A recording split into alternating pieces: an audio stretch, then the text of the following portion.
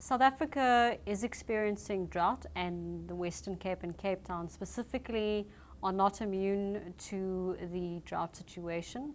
Our dam levels are diminishing. Currently we're sitting at 42.5% of our dams being full. That's the general or collective water level. But what is placing greater pressure on us is the increased consumption by our consumers. The targeted savings that we have communicated to our residents is 800 millilitres of water per day. We are not achieving that target. Our latest figures show that we are consuming 890 millilitres of water per day. And if we follow this trend, we will be experiencing greater strain on our water supply. And so today in the mayoral committee meeting, we did propose that we toughen up existing restrictions, and that will be going to our council meeting next week and to be implemented by the 1st of February. It's a worrying number because just a week ago our dam levels were just over 44%. So we've dropped by 2% in a period of a week. And in addition to that, our consumer consumption levels have increased from 859 million litres a day to 890 million litres a day. And so that trend is going to really strain our water supply going forward, given that we're already in a very hot and dry season.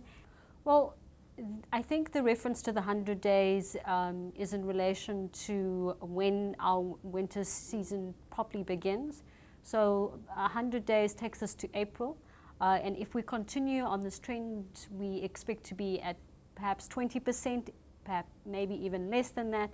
And when we get to a point where we are sitting at 10% of water dam levels, it becomes incredibly difficult to extract water at that level. And that will require us to look at other alternatives, tapping into additional water supplies, perhaps treating some of our non-potable water supplies. Well, our measurement information at this point in time indicates that it's not necessarily the tourists that have used up the bulk of our water supply. The city has already identified 20,000 of the top users, and obviously they spread across the city and are made up of both commercial and residential consumers, but the bulk or the majority of the top end users are formal residential customers. The mayoral committee proposed toughening up the existing level 3 water restrictions. Level 3 water restrictions were implemented in the beginning of December 2016, and there were significant changes to the tariffs that were attached to those level 3 restrictions. The tightening up of level 3 restrictions, we're terming it level 3B restrictions, will include things such as no watering or irrigation of gardens, sports field, open public spaces, parks, etc., without the use of non-potable water, and that watering and irrigation of gardens and parks with municipal drinking water be restricted to Tuesdays and Saturdays before 9 a.m. in the morning and after 6 p.m.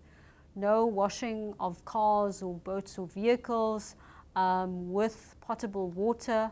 At this point in time, no, and we are not entirely convinced that water shedding results in the required water savings. What we have found in cases where there has been water shedding, residents or customers are informed of when their water will be cut, and what we have been alerted to in some parts of the country is that customers tend to store up additional water. Well, I think our figures show that water consumption amongst our consumers are exceptionally low during winter periods, and we believe that that is reflective of our consumers' real needs. And we're asking that residents implement or utilize the same amount of water that they would during winter periods in these summer periods. And in that way, we will ensure to minimize water consumption and put us back on track to not being at risk of additional water constraints.